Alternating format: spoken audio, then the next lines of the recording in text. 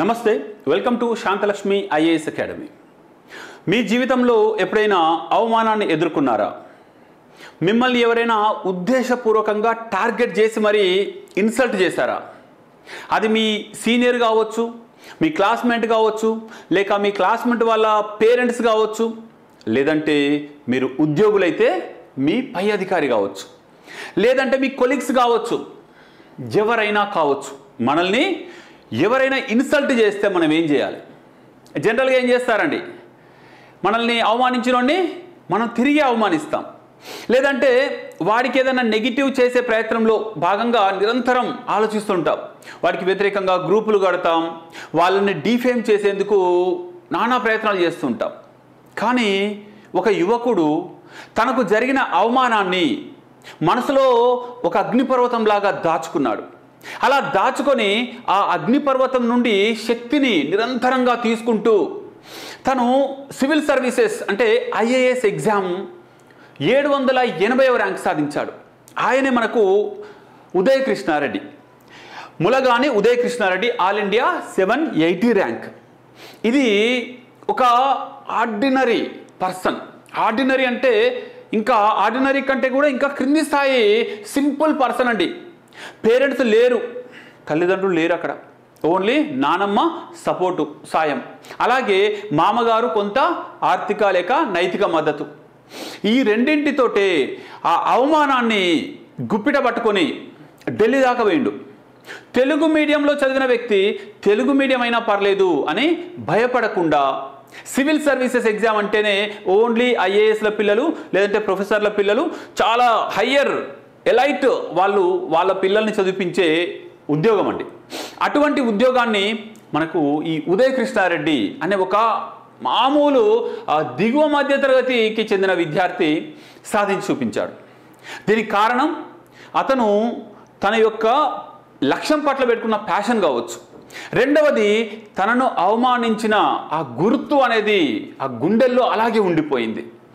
దాంతో అతను ఎప్పుడు డిమోటివేట్ అయినా అది గుర్తొస్తుండేది. నేనెందుకు సాధించకూడదు, నేనెందుకు ఆ అవమానానికి ప్రతీకారం తీర్చుకోకూడదు. చాలామంది ప్రతీకారం అంటే వాడిని కొట్టడము చంపడము కాదండి. మీకు నిజంగా రివెంజ్ తీర్చుకోవాలనుకుంటే, మీకు నిజంగా ఇన్సల్ట్ అయి ఉంటే ఆ బాధను మనసులో ఉంచుకోండి, దాన్ని ఎనర్జీగా మార్చుకోండి.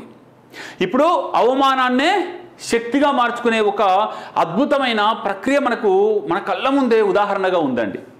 కాబట్టి మీకు జరుగుతున్న ఏదైనా అవమానాలు ఉంటే వాటిని శక్తిగా మార్చుకోండి. వాళ్ళు ఎవరైతే మిమ్మల్ని అవమానిస్తారో వాళ్ళకంటే ఉన్నత స్థాయిలో మీరు అభివృద్ధి చెందండి.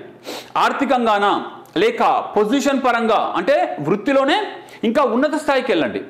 మీ జాబ్లో అయితే మీ పై అధికారి కంటే ఉన్నత స్థాయి ఉద్యోగాన్ని సాధించండి. మీరు గ్రూప్ 4లో ఉంటే గ్రూప్ 1 రాయండి, గ్రూప్ 2 రాయండి, సివిల్ సర్వీసెస్ రాయండి.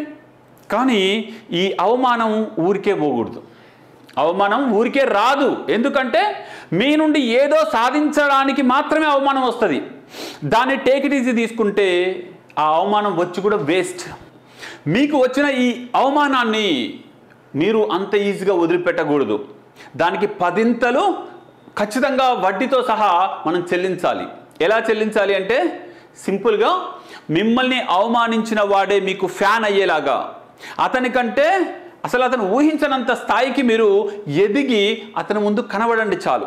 ఒక చిన్న చిరునవ్వు నవ్వండి చాలు, అంతేగాని ఆ అవమానాన్ని మనసులో పెట్టుకొని దాన్ని ఎదుటి వాళ్ళ మీద రుద్దడం కోసమో లేకపోతే ఎదుటి వాళ్ళను ఇంకా అవమానపరచాలని చెప్పేసి కుతంత్రాలు పెంచుకోవడం చాలా మనకు అనారోగ్యం.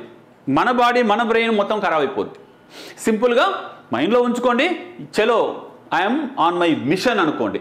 మీరు అది మర్చిపోకుండా మీరు దానికి సంబంధించిన వర్కౌట్ చేయండి. అంతేగాని వాళ్ళని డైరెక్ట్గా ఎదుర్కోవడం తప్పు. దానివల్ల మీకు ఒక రకంగా చెప్పాలంటే డిస్ట్రక్టివ్ రివెంజ్ అది.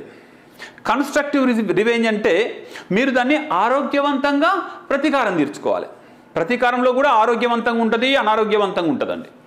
సో ఇక్కడ మీరు ఆరోగ్యవంతమైన రివెంజ్ తీర్చుకోండి. మీరు వాళ్ళకంటే అనేది పక్కకు పెట్టండి, మీ సొంత జీవితంలో మీరు చాలా ఉన్నత స్థాయికి వెళ్తారు. రివెంజ్ అనేది ఒక రాకెట్ లాంటిది. దాన్ని పట్టుకొని మీరు ఎంత పైకంటే అంత పై స్థాయికి వెళ్ళొచ్చు. All the best.